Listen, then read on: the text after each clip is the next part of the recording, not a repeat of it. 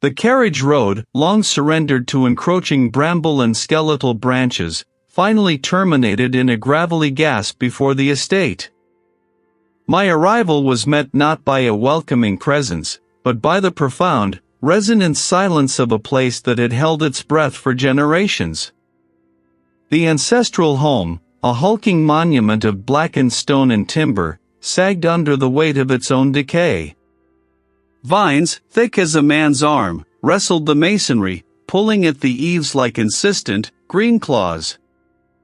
My fingers, usually tracing the delicate lines of ancient parchment, now gripped the worn leather of my satchel, a small anchor against the sudden, overwhelming vastness of the place. I was Reid, a cartographer whose life revolved around the precise geometry of forgotten worlds, the careful etching of boundaries and features onto paper. My world was one of clarity, of lines that led somewhere, of territories meticulously charted. This inheritance, however, felt less like a gift and more like a vast, unmapped wilderness dropped into my lap. The front door, a heavy slab of oak mottled with rot, groaned open on hinges that shrieked a protest against the long-held stillness. Inside, the air hung heavy, thick with the scent of damp earth, forgotten wood, and something else, a faint, metallic tang, like old iron or distant rain on stone. Dust motes danced in the sparse shafts of light that pierced grimy windows, illuminating a hall where portraits, their subjects rendered ghostly by time, watched my intrusion with faded eyes. Each step I took on the groaning floorboards echoed unnaturally, swallowed by the cavernous space. My initial survey of the ground floor was a cartographer's instinct, an attempt to impose order on the chaos of neglect. I noted the sagging beams, the peeling wallpaper, the cold breath that seemed to emanate from the very stones. It was a house that defied neat categorization, a labyrinth of ill-conceived additions and sudden, inexplicable dead ends. I found myself in a section of the house that seemed to fold in on itself, a peculiar design choice. Here, a narrow, unlit passage opened onto a stairwell that loops back to the same landing. I tried again, slower, more deliberately, counting steps, noting the turn of the wood, yet the result was identical. This house did not merely decay, it actively confused. The bulk of the estate's heirlooms had been gathered, by some distant relative's foresight, into a single, less dilapidated chamber on the second floor. It was here, amidst stacked trunks and draped furniture, that I was meant to find whatever remained of my lineage. The room smelled of camphor and dried roses, a fragile attempt to ward off the encroaching rot. My gaze, however, was drawn not to the polished silver or the brittle lace, but to a large, flat wooden chest tucked beneath a dusty writing desk. Its surface was unadorned, save for a single, tarnished brass clasp. Inside, nestled on a bed of faded velvet, lay a rolled object. It was not parchment, but something akin to cured hide, brittle yet resistant, the color of aged tobacco leaf.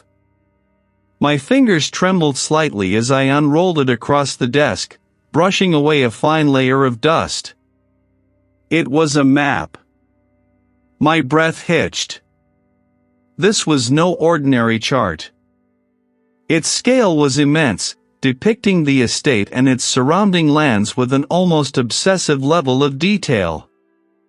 Every gnarled oak, every meandering stream, every rise and fall of the terrain was rendered with exquisite, delicate lines. The hand that drew this possessed a skill bordering on reverence. I could almost feel the texture of the earth beneath my fingertips as I traced the contours. Yet, it was incomplete. A vast, unsettling blankness dominated the map's center, where the heart of the estate should have been. Around this absence, etched with a different, heavier hand, were symbols I did not recognize. Angular, almost violent in their geometry, they bled into the margins, repeating in an unsettling cadence. They were not surveyor's marks, nor heraldic devices I knew. They pulsed with an archaic energy, hinting at something far older than the estate itself. My cartographer's mind, trained for order and completeness, recoiled from the anomaly. A map was a record, a truth. This was a riddle. And then, I saw it, faint, almost imperceptible lines radiating from the blank center, like veins beneath skin, extending towards the property's furthest reaches. They connected to small, almost invisible markers, crosses and crude spirals, placed at incongruous points, a moss-covered standing stone I had glimpsed in the woods, a particularly ancient, twisted yew tree near the property line. This was not merely a forgotten property deed or a quaint historical artifact. This was a blueprint, a key to something hidden, something buried. What kind of feature was so significant, so central, that it could not be drawn, only implied by its absence? And what ancient purpose did these strange, radiating lines serve? The ancestral home, a hulking silhouette against the bruise-purple twilight, appeared less a dwelling and more a monument to stubborn decay. Its gabled rooflines clawed at the sky like arthritic fingers, and the skeletal remains of ivy clung to its stone facade, a desiccated embrace. Silence, profound and ancient, was the only welcome, a silence that seemed to hum with an unheard frequency, a pressure in the air that promised revelation or ruin. My initial foray was not into the house itself, but around its immediate periphery. The map, my inherited cartographic enigma, was a thing of faded linen and precise, almost obsessive, detail. It had been my first solace, a familiar anchor in the bewildering tide of inheritance. Now, unfurled on the hood of my vehicle, weighted by a handful of river stones, it became a conduit for unease. The crisp lines of the modern survey, digitally overlaid on my tablet, clashed violently with the sprawling, archaic artistry of the ancestral document. Where the contemporary deeds depicted manicured lawns and neatly defined property lines, my map bled outwards, hinting at sprawling, forgotten tendrils of land. I walked the perimeter, my boots crunching on gravel that surrendered quickly to moss and the encroaching tendrils of bramble.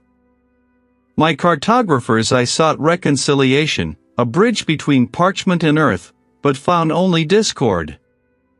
Here, where the modern survey showed a clear, open field, a tangle of stones emerged from the undergrowth, hinting at the foundation of some forgotten structure. Not a barn, not a shed, but something of more substantial, perhaps even ceremonial, design. The stones themselves were rough-hewn, gray with lichen, arranged in a pattern that made no obvious sense, a broken circle perhaps, or a half-remembered sigil. My fingers traced the cold, rough surface of one, and a sudden, sharp chill, not of the evening air, but of something deeper, pierced through my gloves. It was as if I had touched a pocket of absolute absence, a vacuum of warmth that left my fingertips tingling with a peculiar numbness. The light, though still holding a faint, bruised quality, seemed to falter in certain places. They felt weighty, as if they possessed their own mass. Further on, beyond where any logical fence line should have been, I discovered a series of stone markers. They were not milestones, nor boundary posts. Roughly pyramidal in shape, perhaps 3 feet high, they were unadorned, save for a subtle, almost imperceptible sheen that caught the dying light. They were spaced at irregular intervals, forming no discernible pattern, yet their presence was deliberate, imbued with a silent, heavy purpose. My map, my ancestral guide, showed faint, cryptic symbols at these very locations, symbols that resembled stylized, skeletal trees or perhaps forgotten runic script. It was a sound that seemed to scratch at the edges of hearing, a subliminal rasp that raised the fine hairs on my arms. The discrepancies mounted, each one a prickle of unease against the methodical certainty of my profession. My cartographer's mind, usually a fortress of logic, began to fray at the edges. The estate was not merely old, it was wrong. It defied the very principles of ordered space and time I held sacred. Reluctantly, I turned my attention to the house. The massive oak door, carved with motifs I couldn't quite decipher in the failing light, creaked inward with a groan that echoed through the cavernous foyer. The air inside was thick, stagnant, carrying the scent of forgotten wood, damp earth, and something else, something metallic and faintly acrid, like old pennies and the memory of rain. My goal was the heart of the house, the central mass of stone and timber that comprised its oldest section, hoping to find a study or library where the map might have been kept, or perhaps even originated. The house was a museum of neglect, its grandeur choked by decades of disuse. Then I found it. Tucked away behind what appeared to be a disused pantry, partially obscured by a heavy, moth-eaten tapestry, was a narrow, winding ascent. I climbed, counting the steps, a professional habit. 23. I reached a small, square landing. A single, arched window, long since boarded over, offered no view. To my left, another flight of identical stairs continued upwards. Curiosity, a more potent force than caution, urged me to continue. I chose the passage, my bootfalls muffled by the thick layer of dust. It was short, leading to another, identical landing, another boarded window, and then, inexplicably, another stairwell, identical to the one I had just ascended. I stared, my breath catching in my throat. I had walked a straight line, I was certain. Yet, before me, was the same flight of stairs, leading down. I descended, my gaze fixed on the landing I had just left. 23 steps. I was back where I started. It was impossible. My mind reeled, grasping for a logical explanation. A hidden door? A trick of perspective? But the architecture was solid, immutable. Silence, profound and ancient, pressed against the panes of glass, a palpable weight. The following days unfurled like a moth-eaten tapestry, each thread unraveling a little more of my composure. I had established my cartography station in the sprawling, dust-moted drawing room, the long oak table groaning under the weight of my instruments, my meticulous notes, and the inherited map that was both my anchor and my undoing. The house, with its cavernous rooms and whispering drafts, swallowed the small sounds of my work, the rustle of parchment, the scratch of my pen nib, the soft click of dividers. It began subtly, as all insidious things do. I would whip my head around, my neck stiff. Then came the sounds. Not the expected groans and sighs of an old house settling into its bones, but something more deliberate. One evening, after hours spent meticulously comparing the inherited map to a contemporary survey of the estate, I rose to stretch my aching back. I had left my compass precisely centered on a particular grid reference on the old map, its brass arm pointing true north. When I returned from the kitchen, a mug of lukewarm tea clutched in my hands, the compass lay several inches to the left, its needle spinning wildly as if disoriented. I distinctly remembered placing it. I was a man of precision, such carelessness was anathema to me. I chided myself, attributing it to a momentary lapse, a clumsy elbow perhaps, though the memory felt sharp and unyielding. The dreams, however, offered no such easy dismissal. They were not vague anxieties but vivid, visceral tapestries woven from the house's own decaying threads. I heard the muffled cries of distant, unseen figures, their despair seeping into my very marrow. The map, the very object of my meticulous study, began to betray me. I would spend hours poring over its faded lines, cross-referencing, verifying. I had made a small, almost imperceptible pencil mark to denote a discrepancy between the ancestral rendering and the modern survey, a faint, broken line indicating a path that no longer existed. The next morning, as I resumed my work, the broken line was no longer broken. It was complete, solid, extending further than I remembered, twisting into a section of the estate I had yet to fully explore, a section marked only by a vague, smudged area on the parchment. I stared, my brow furrowed, my rational mind grappling with the impossible. Had I simply misremembered? Had the light played tricks? The ink seemed older, more integrated into the paper, not a fresh edition. I ran a fingertip over it, feeling the slight raised texture of the old ink. It was as if the map itself was breathing, shifting, revealing secrets at its own malevolent pace. The house, once merely a project, was slowly becoming a presence. I would pause, listening, the hairs on my arms prickling, convinced I was not alone. My rationalizations were becoming thin, translucent veils, unable to fully obscure the creeping certainty that something ancient and watchful had stirred from its long slumber beneath this decaying stone. And with each turn, the house seemed to draw a deeper, more resonant breath. The silence that had settled upon the estate the previous night was not one of peace, but of profound, listening stillness. It pressed in, a palpable weight against my eardrums, as I stood amidst the dust motes dancing in the weak morning light that filtered through grime-streaked panes.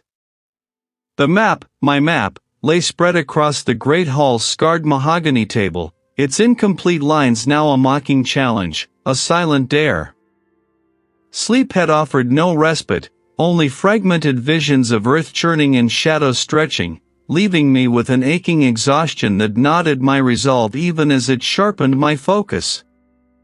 I needed answers, a desperate hunger for truth clawing at my throat. My investigation began in the estate's forgotten library, a cavernous chamber choked with the scent of mildew and decaying leather. Bookshelves, stretching to the vaulted ceiling, sagged under the burden of generations of forgotten knowledge.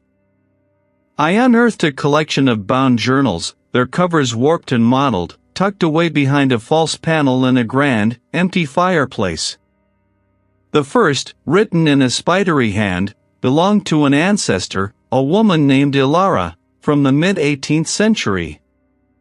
Her early entries spoke of the land's beauty, the vibrant gardens, the quiet grandeur of the home. But as I turned the brittle pages, the tone shifted. Her script grew frantic, less legible. She chronicled peculiar sounds emanating from beneath the earth, strange lights seen flickering in the deepest woods, and the unsettling behavior of the estate workers, a growing lethargy, a creeping despair that seemed to leach into their very bones. Then, the disappearances began. A stable hand, then a scullery maid, simply vanished. Ilara's final entries were a desperate plea to an unnamed entity, a lament for her fading sanity, punctuated by crude, obsessive sketches of geometric patterns eerily similar to some of the symbols on my map. Her notes spoke of children drawn to it, returning with vacant stares and speaking in tongues. The sunken well, a feature I'd only sketched as a vague depression. He was a local historian, it seemed. He even mentioned an odd architectural quirk within the house itself, a feature that defied logic, a place where time itself seemed to falter. My eyes scanned the text, then darted to my surroundings.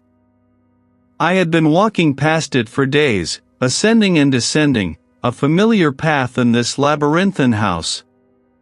He wrote of a servant, long ago, who had attempted to escape the house by repeatedly running up and down it, convinced he was making progress, only to be found hours later, collapsed in babbling incoherently, right where he started.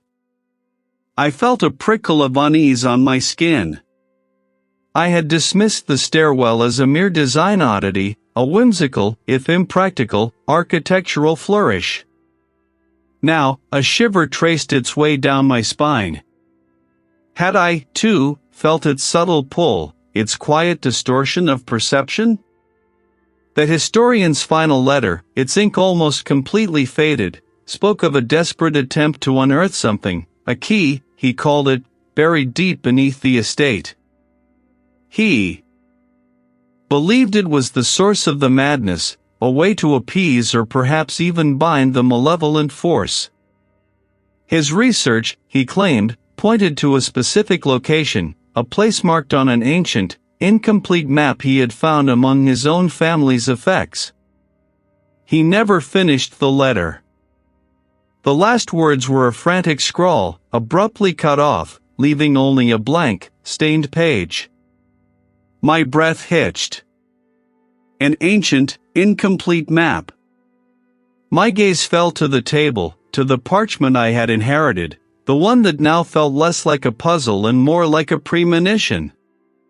The lines and symbols I had so meticulously studied were not merely geographical markers, they were sigils, perhaps, or pathways to something ancient and malevolent, something that had been quietly waiting, festering, beneath the very ground I stood upon, tied irrevocably to the lineage that had brought me here.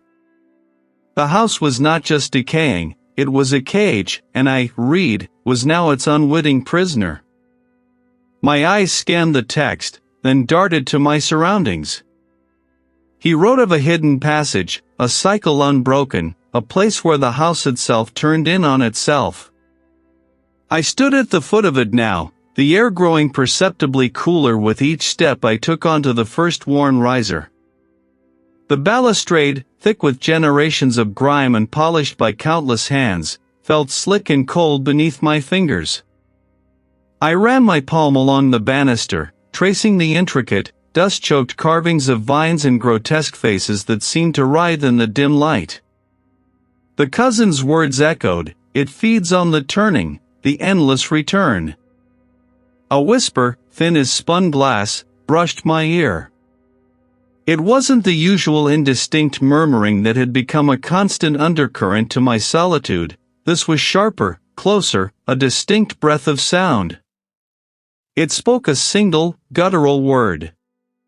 The sound had come from within the stairwell, not merely from the air around me. It felt as if the very wood had vibrated with the utterance. My cartographer's mind, always seeking patterns and explanations, grappled for a logical source, a draft, settling timbers, the whine of old pipes. But no, this was too direct, too deliberate. My gaze followed the upward curve of the steps, the way they twisted and turned, each flight mirroring the last, until they culminated on the same landing I'd started from, just a few paces away. A trick of architecture, designed perhaps for servants to move unseen, or merely an eccentric flourish. My eyes blinked, and it was gone, replaced by the familiar patterns of dust motes dancing in the faint light filtering through a grimy window. This was not merely the product of sleep deprivation or an overactive imagination. This was real. The house was no longer merely echoing, it was speaking, and it was showing me glimpses of its inhabitant. My hands, despite my resolve, trembled as I pulled out my phone. I needed to tell someone, anyone, about the creeping malevolence that was no longer confined to the edges of my perception. I tried calling a colleague, a fellow cartographer who understood my esoteric pursuits.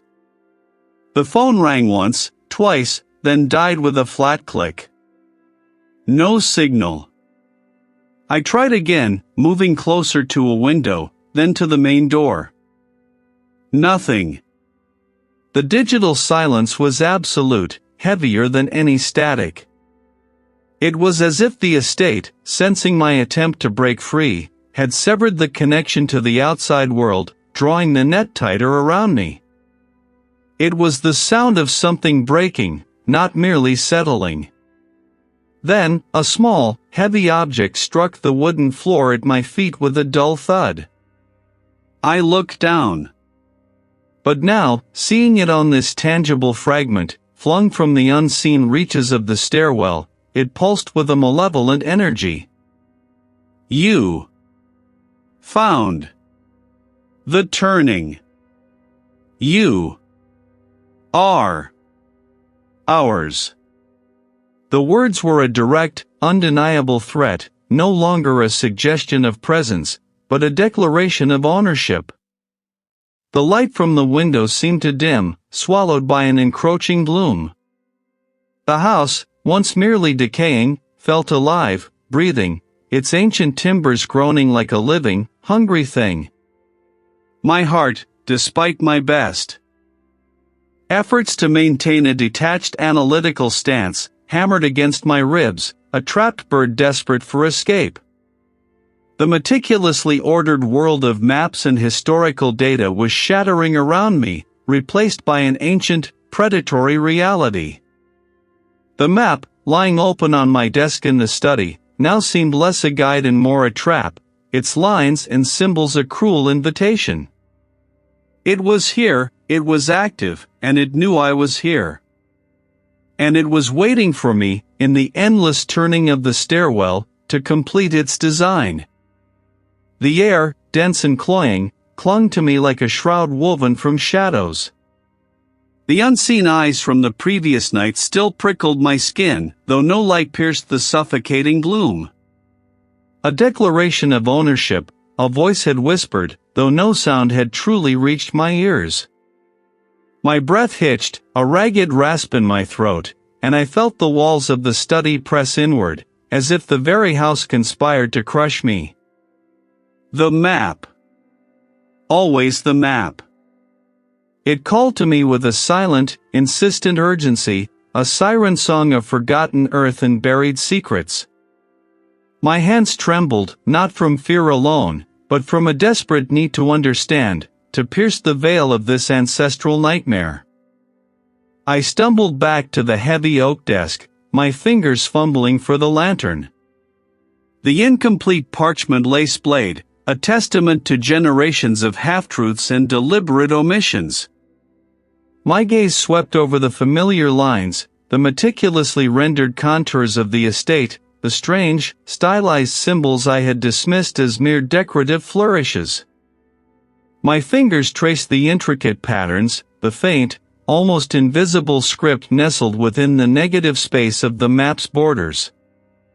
It was a language I knew, an archaic dialect of the regional tongue, but twisted, inverted, as if meant to be read by eyes that saw beyond the mundane.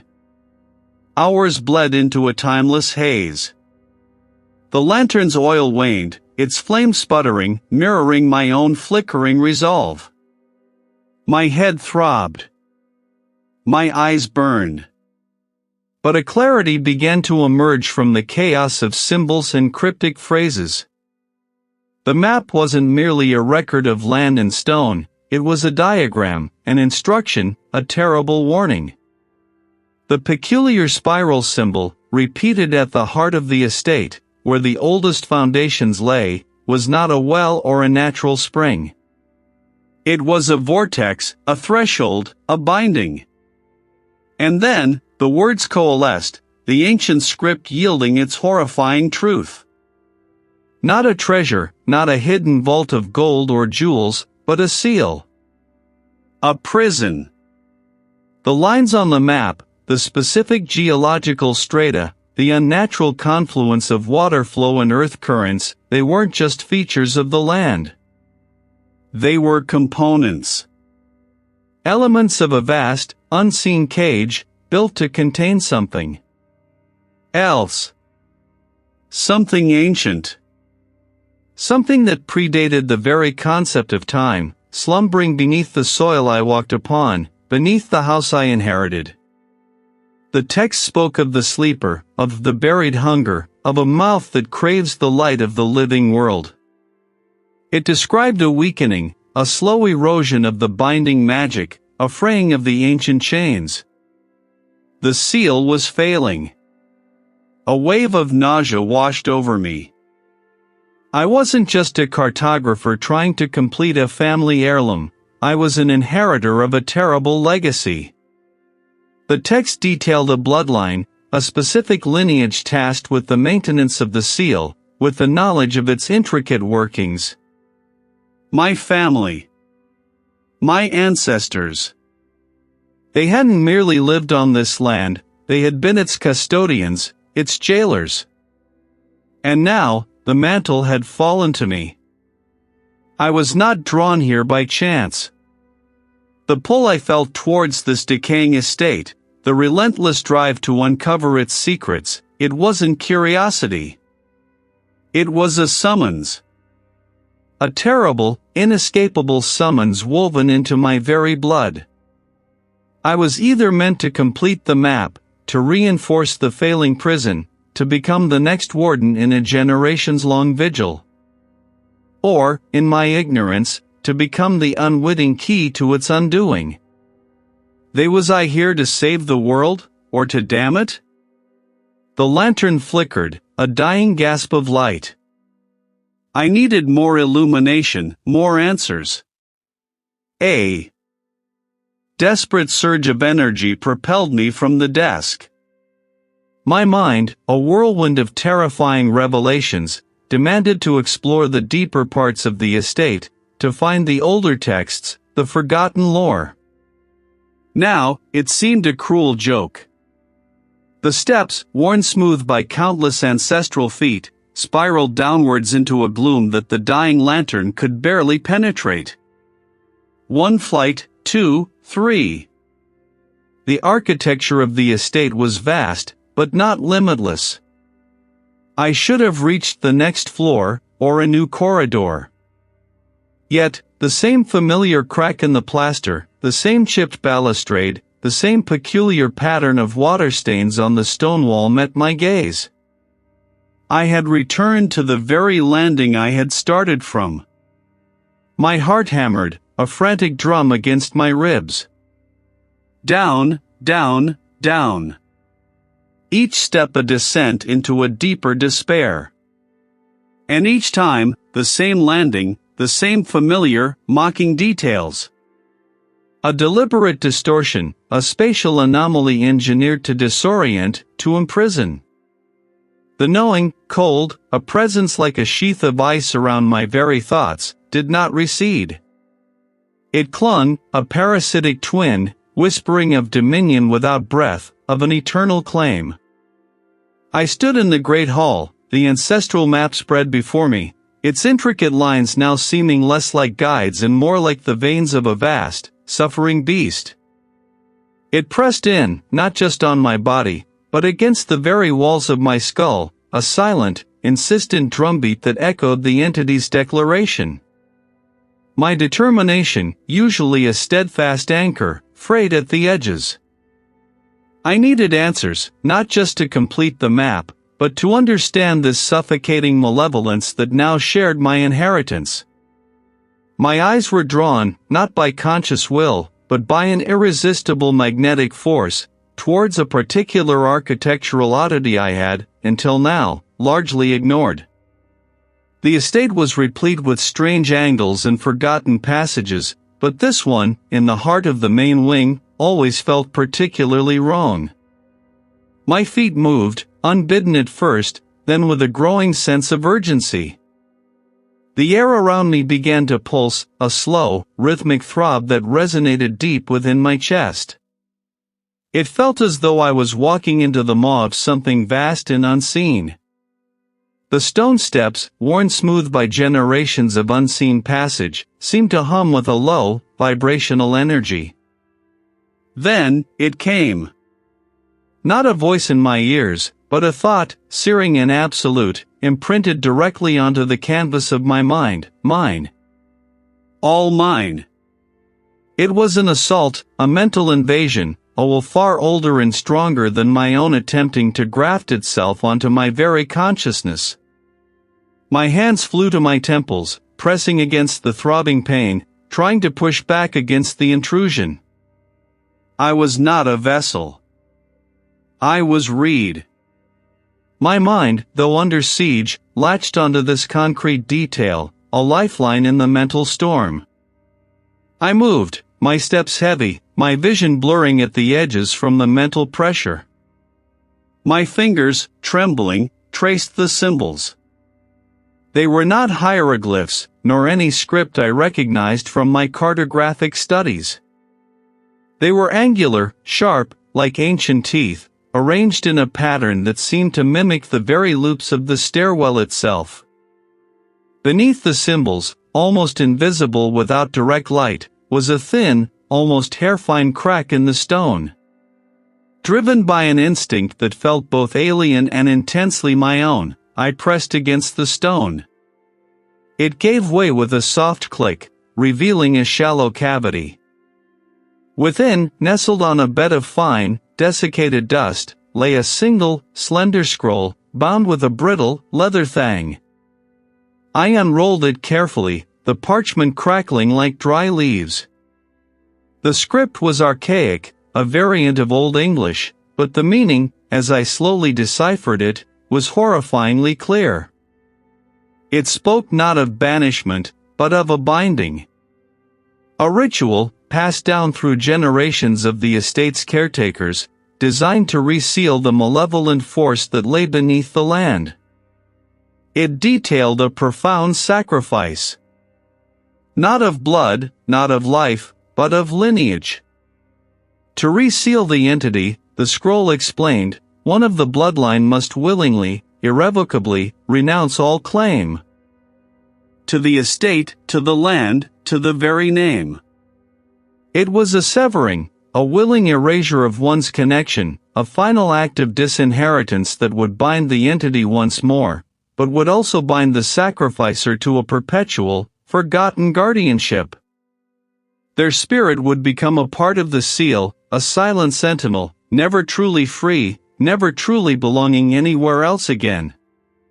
The scroll warned that the entity fed on connection, on ownership, and that only a complete and utter renunciation of these things, from one of its own chosen vessels, could starve it back into dormancy. My breath hitched in my throat. This was the cost. The stakes were no longer just my sanity, or the fate of this decaying house. They were the very essence of my being, pitted against an ancient hunger. As the full weight of the text settled upon me, the entity reacted with a renewed, furious surge. Fool! You cannot escape me. This was my legacy. This was my choice. Clutching the ancient scroll, my fingers digging into the brittle parchment, I stood in the looping stairwell, the terrible truth laid bare. The fate of the land, and perhaps far more, rested on my willingness to become nothing. The ancient scroll, brittle beneath my grip, was a cold comfort. Its edges, sharp as forgotten blades, bit into my palm, anchoring me to a terrible present. This was it. The final descent. The legacy. My resolve, forged in the crucible of escalating horror, was a brittle thing, yet it held. Each breath was a conscious act, each heartbeat a drum against the encroaching silence. The looping stairwell, a cruel jest of architecture, twisted downwards, its worn steps slick with a perpetual dampness. I placed a foot, then another, the sound a dull scuff against the stone, reverberating back as if mocking my progress. The light, already feeble from the distant upper floors, thinned, stretched into weak, wavering fingers that barely chased away the encroaching gloom. They spoke of ease, of oblivion, of the sweet release from this terrible burden. Turn back, Reid.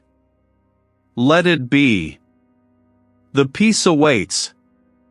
The temptation was a silken thread, trying to ensnare my will, but I tightened my grip on the scroll, its papery edges a tangible pain against the phantom lures. The steps grew uneven, some crumbling underfoot, sending small pebbles clattering into the unseen depths. I knew they were illusions, tricks of a mind under duress, yet my body tensed, muscles coiling, ready to recoil from the unseen strike. I gasped, a choke sound lost in the sudden, absolute blackness. My heart hammered against my ribs, a frantic bird trapped in a cage. I fumbled for the flint and steel in my pouch, my fingers clumsy with fear, the scrape of metal against stone echoing unnaturally loud. A spark, then another, until the wick caught, sputtering back to life, painting the immediate surroundings in a shaky, golden glow. The air grew thick, like breathing wet wool.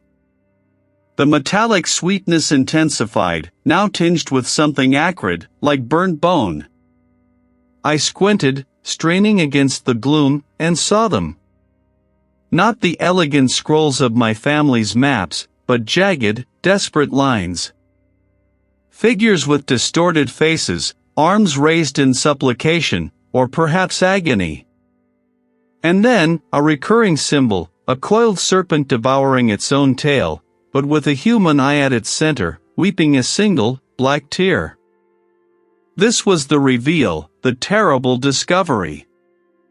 The looping nature of the stairwell suddenly seemed less an architectural quirk and more a deliberate design, a winding path meant to break the spirit, to ensure only the most desperate, or the most mad, could reach the end. Yield, Reid. They sought to drag me into the stone, to absorb me into the fabric of this cursed place. I stumbled, nearly falling, my foot slipping on a particularly greasy patch of stone.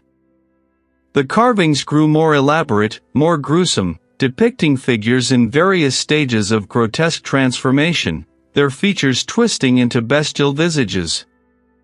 The serpent's symbol was everywhere, pulsing, it seemed, with a life of its own. The heart of it all. The place where the land breathed its terrible secrets. The forgotten chamber. The serpent symbol, etched into the rough-hewn rock, pulsed with a dim, internal luminescence, a faint, sickly green that seemed to beat in time with my own frantic pulse. It wasn't light, not truly, but a sickening shimmer that seeped from the very stone, illuminating the grotesque transformations carved around it. My boots scraped on grit, each sound swallowed by the oppressive silence that followed. Then, the insidious realization dawned. I had been here before. The peculiar crack in the third step, the distinct moss pattern on the wall beside it, the way the carvings twisted into a particularly leering visage, all of it was familiar. A cold dread, sharper than any chill in the air, pierced me. The entity was not merely below, it was within this endless cycle, feeding on the disorientation, the mounting despair. It spoke no words, yet its meaning was clear: yield. It was a suggestion of ultimate comfort, of release from the terrible burden I carried, the burden of knowledge gleaned from the map. My fingers tightened on the rolled parchment clutched in my hand, its edges worn soft from endless study. The stairwell, in its endless turning, was a physical manifestation of the entity's cyclical nature, its ancient, unyielding hunger. My cartographer's mind, trained to find order in chaos, to impose lines and boundaries on the wild earth, screamed in protest at this impossible geometry. But the map, the true map, the one I had finally completed with the last, terrible symbols, offered a different kind of order. I could feel the entity's presence coalesce around me, not as a physical form, but as a crushing weight, a pressure on my skull, 1,000 tiny needles pricking my consciousness. It was trying to unravel me, thread by thread, to make me forget why I was here, to make me forget the purpose of the map. This was the family curse, the terrible inheritance. I forced my eyes open, fixing them on the pulsing serpent symbol. It was the heart of the loop, the nexus. With a guttural cry that felt torn from my very soul, I pressed my palm against the first carving, a spiral of interlocking lines near the base of the landing. The green light of the serpent symbol intensified, flaring, then dimming, as if acknowledging my touch. The entity recoiled, a sudden, sharp withdrawal of pressure, like a breath held too long finally released. It was a series of concentric circles, radiating outwards. As I pressed, a sound like grinding stone echoed from the depths of the stairwell, a groan of ancient earth disturbed. The entity shrieked, a soundless scream that reverberated inside my skull, threatening to burst it open. My knees buckled, but I caught myself, my resolve hardening. This was the battle, not of muscle, but of will. The map showed the third step, the cracked one, as the pivotal point. Here, I had to inscribe. I pulled a shard of obsidian I'd brought, a relic found beneath the estate, from my pocket. My hands trembled, but I forced them steady, scratching the final, complex symbol onto the ancient stone, mirroring the one on the map's center. As the last line was drawn, the obsidian pulsed with a faint, angry red glow. The serpent symbol on the wall above me flared violently, a blinding emerald green that seared my retinas. The entity was fighting back, unleashing its full, terrible power. But I held fast, my gaze fixed on the newly inscribed symbol. The map had revealed the entity's true weakness, its reliance on the cyclical, its inability to break free from its own patterns. The ritual was not about destruction, but about containment, about imposing a new, unbreakable order. The final act, the map warned, required a binding agent, a catalyst for the seal. I looked at my hand, the one that had held the map, that had inscribed the symbols. My blood, the blood of the lineage that had both bound and released this horror, was the final ingredient. With the obsidian shard, I cut my palm, a sharp, clean slice. The warmth of my blood, stark against the cold stone, seeped into the newly carved lines, filling them, completing the circuit. A blinding flash erupted from the wall, a searing white light that momentarily eclipsed the green. The ground beneath me bucked, a deep, resonant tremor that shook the very foundations of the estate. The serpent symbol, once pulsing, was now dull, inert, its green glow extinguished.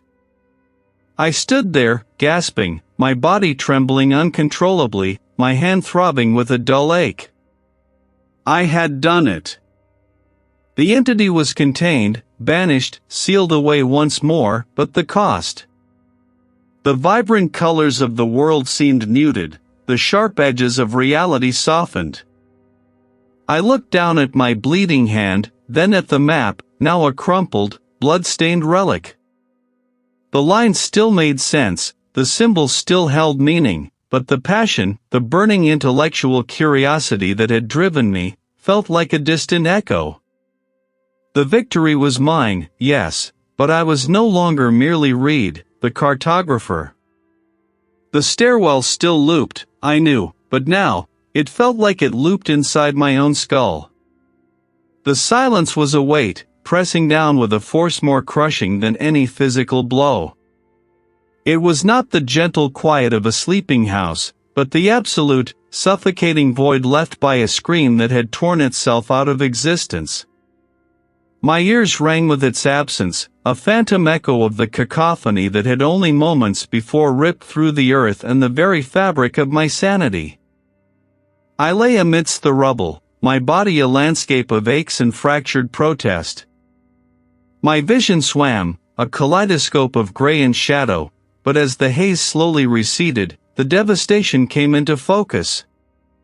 The chamber where the serpent symbol had pulsed, where the grotesque transformations had writhed into sickening being, was now nothing more than a gaping wound in the earth. The rough-hewn rock walls had collapsed inwards, a testament to a force that defied structural integrity. Twisted remnants of ancient support beams lay scattered like broken bones. The air, though still, felt thin, as if something vital had been sucked from it. I pushed myself up, each movement a fresh agony. My left arm hung limp, a searing pain radiating from the shoulder. My skin felt raw, scraped and bruised, and when my fingers brushed against my temple, they came away sticky with something that had long since dried. Only this profound, desolate emptiness.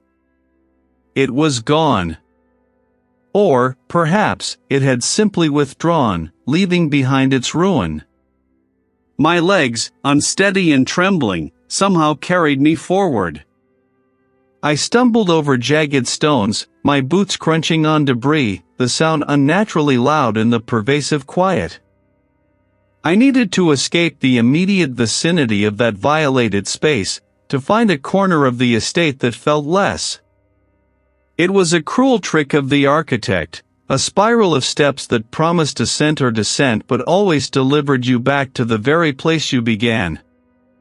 Each step was an effort, my breath rasping in the close air. I reached what I thought was the bottom, only to look around and find myself facing the same grimy window, the same crack in the plaster. I had circled back. Again and again. Was I trapped? Was this another illusion? I leaned against the wall, my chest heaving, the stone cool against my feverish skin. The air in the stairwell was thick with the scent of stagnant water and something else, a faint, metallic tang, like the aftertaste of a scream.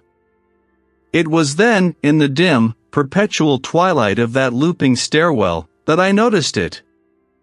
A faint shimmer, not of light, but of something internal, beneath the skin of my forearm. I lifted my arm, turning it, my eyes straining in the gloom. There, just above my wrist, where the flesh was pale and unblemished by the more obvious scrapes, was a mark. Not a tattoo, not a scar, but a pattern, delicate and intricate, like veins beneath the skin. It was the serpent symbol, etched not onto me, but within me, and it pulsed. The realization hit me with the force of a physical blow, stealing my breath, freezing the blood in my veins. The entity was gone from the earth, yes. But it had left a fragment behind. I saw the lines of power, the veins of something ancient and terrible, not just in the land, but in the very architecture of my own consciousness. The knowledge was vast, unsettling, and utterly alien. I was no longer just Reid, the cartographer. I was a vessel, scarred and broken, carrying a sliver of the horror that had nearly consumed me. The outside world, I knew, remained oblivious. The sun would rise and set, the seasons would turn, and no one would ever know the monstrous cost of my inherited legacy. The silence, a thing of such unnatural density, had not merely pressed upon me, but had entered me, settling in the hollow places where my own screams might have lived. My ears had sung with its absence, a high-pitched, insistent whine that drowned out the world, turning even the rasp of my breath into a distant, alien sound. I remember the dizzying disorientation of the stairwell that loops back to the same landing, a recursive nightmare of wood and shadow, each step a futile attempt to escape a space that refused to yield. The subsequent days, or perhaps weeks, blurred into a single, gray smudge of unreality.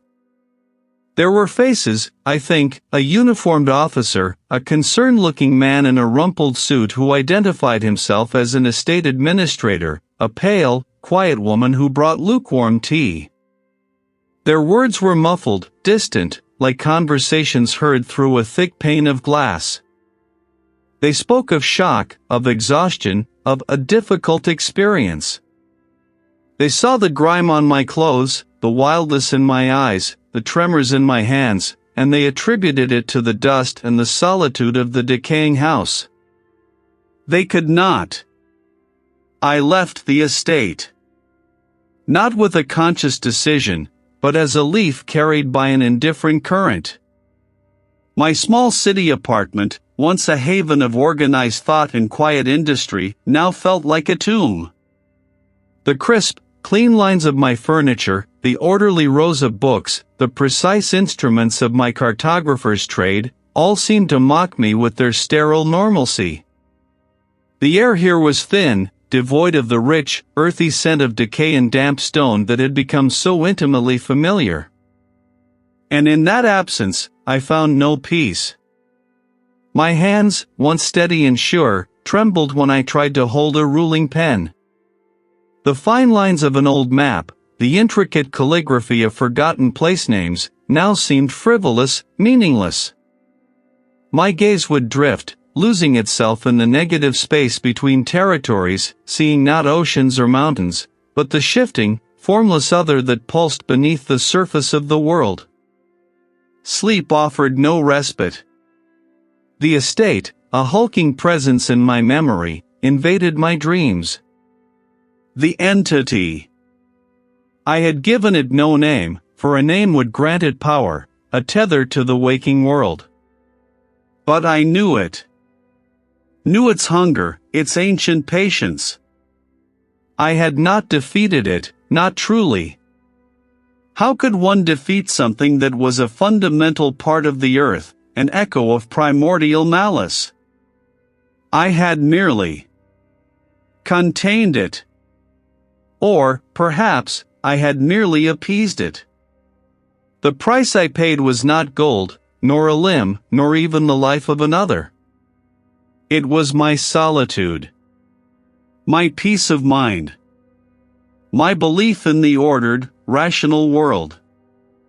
I saw now the thin veneer of civilization, the fragile membrane separating us from the gnawing chaos that lay just beneath. My meticulous nature, once my greatest asset, had transformed into a relentless obsession. I was a sentinel now, a reluctant guardian of a secret too terrible to be known. Sometimes, a faint tremor would run through the floorboards of my apartment, a subtle vibration that no one else seemed to notice. A distant, low hum, just beneath the threshold of hearing, would sometimes accompany the quiet of a late night. And I would catch myself, pen frozen over a blank sheet, listening. Not for danger, but for a summons. A pull. The estate remained empty, shunned. I received occasional letters from the estate administrator, asking about its future. I always replied with vague assurances, postponing any decision. I knew I could not sell it, could not allow another unsuspecting soul to disturb its slumber. It was mine now, irrevocably. My burden. My inheritance. The horror had not ended with my escape. It had merely changed its form, settling deep within my bones, a permanent resident in the chambers of my mind.